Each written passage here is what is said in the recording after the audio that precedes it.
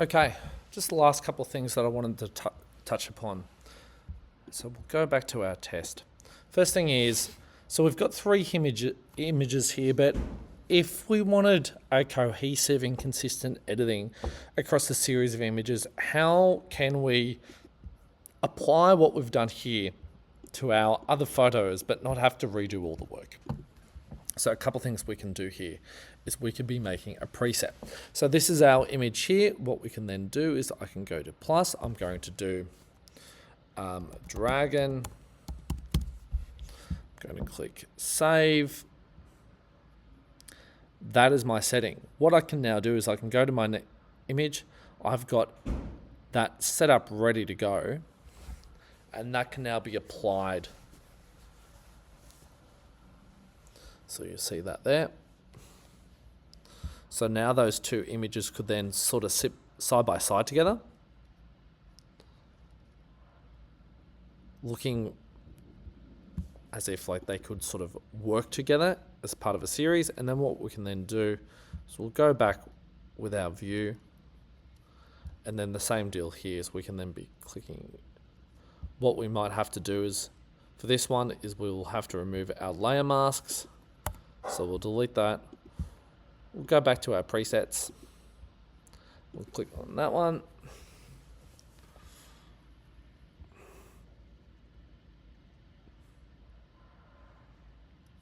And so now we have three very cohesive images working together from a color grading and editing standpoint as well. What if I wanted to take this further and I wanted to do greater manipulation, but that's not available in Lightroom, but it is in Photoshop? So a couple things. What I could do is I could right click on it and it will bring up this sort of dashboard here, and I'll go through and it will come up edit in Photoshop. So I could click on that. I'll click open in Photoshop, and that will then queue up to then open. So while I'm only sort of recording Lightroom, so it's not going to show that, but you get the idea that that is a way for us for that process to start. A couple other things that we could then touch upon. So you can compare before and after.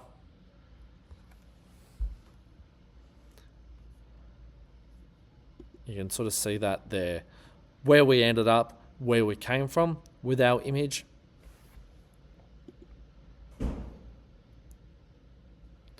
And the last thing I wanted to then touch upon is if we wanted to then export this. So again, right clicking on it, scrolling down, and we're going to export the image. If I click on export,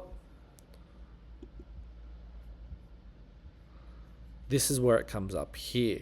So we have now finished working with the image, and now we want to effectively save it as a file so it can then be uploaded, and that could be uploaded to an online portfolio, or it could then be printed as well. So a couple of different things we want to look at here. So we've got their image type, and we've got our presets here. So if we are uploading to a website for an online portfolio, I would always sort of suggest that we would be working with a JPEG, or we could even be working with a PNG either.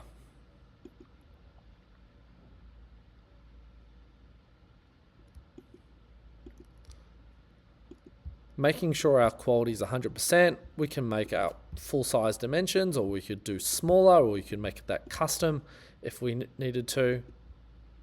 So for example, this is 10 centimeters there. We could then export that. So give that a second because it is sort of loading.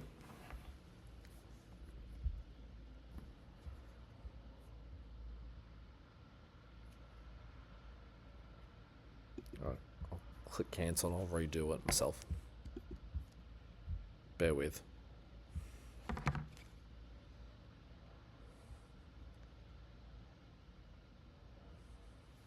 So we'll try that again. So we are going to grab this image, going to export one photo. We're going to click on export.